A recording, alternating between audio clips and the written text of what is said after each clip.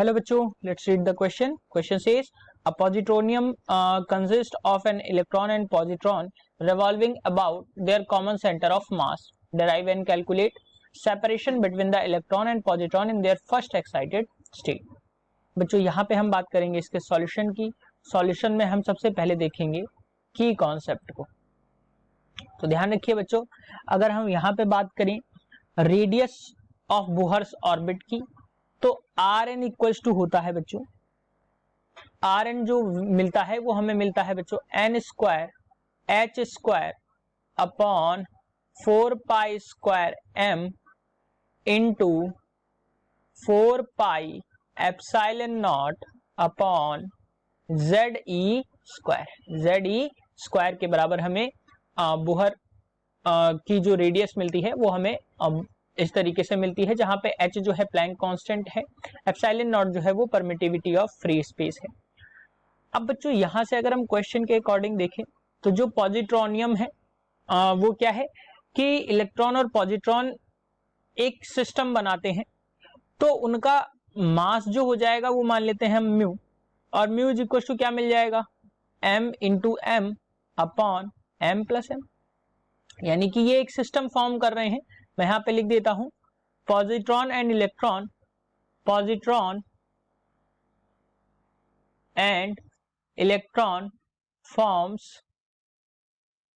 a system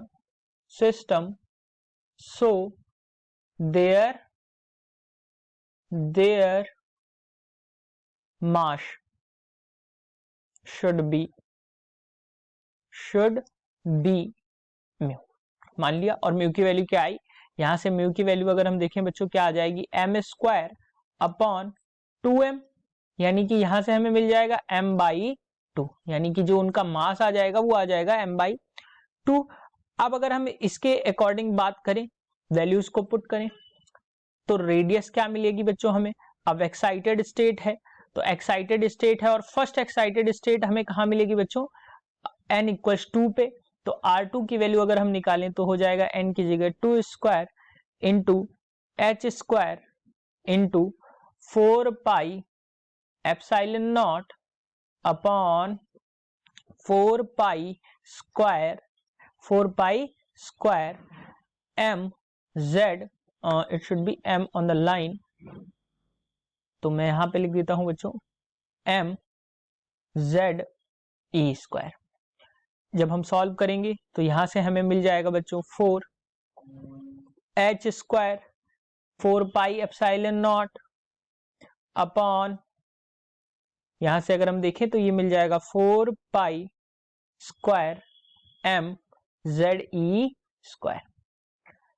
next equation में हम देखते हैं, नेक्स्ट स्लाइड में हम इसको देखते हैं, तो हमें क्या मिल जाएगा बच्चों, यानी जो R2 की वैल्यू मिल रही है वो क्या मिल रही है 4 इंटू आर के बराबर, या R1 अगर हम यहाँ पे देखें प्रीवियस इक्वेशन में अगर हम देखें तो ये जो वैल्यू हमें मिल रही है ये R1 Rn के लिए मिल रही है. तो अगर मैं यहाँ पे देखूं तो ये जो वैल्यू हमें मिली R2 के लिए वो क्या मिली बच्चों 4 इंटू आर के बराबर, यानी कि R नॉट में इनिशियल मान लेता हूं इसको, तो ये 4 R नॉट के बराबर आ जाएगा. अब अगर हम बात करें, लिख देते हूं मैं नाउ सेपरेशन between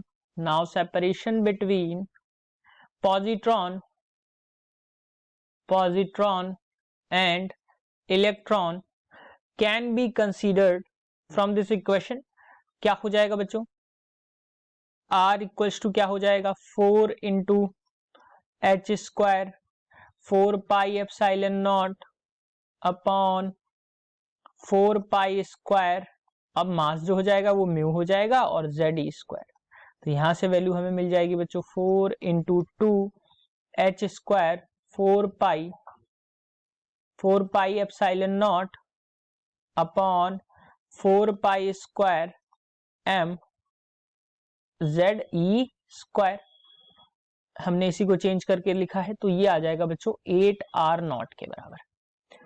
अब यहां से अगर हम देखें तो ये जो वैल्यू हमें मिलेगी वो क्या मिलेगी 8 इंटू आर नॉट. अब ये हो जाएगा बच्चों 5.29 इंटू 10 टू द पावर -11, यानी कि यहाँ से जो हमें सेपरेशन मिलेगा वो क्या मिल जाएगा बच्चों 4.23 एंगस्ट्रॉम के बराबर, यानी कि जो रेडियस आई इन दोनों के बीच का जो सेपरेशन आया वो कितना आया बच्चों 4.23 एंगस्ट्रॉम के बराबर। So this is the answer for your question. Hope you understood it well. Best of luck.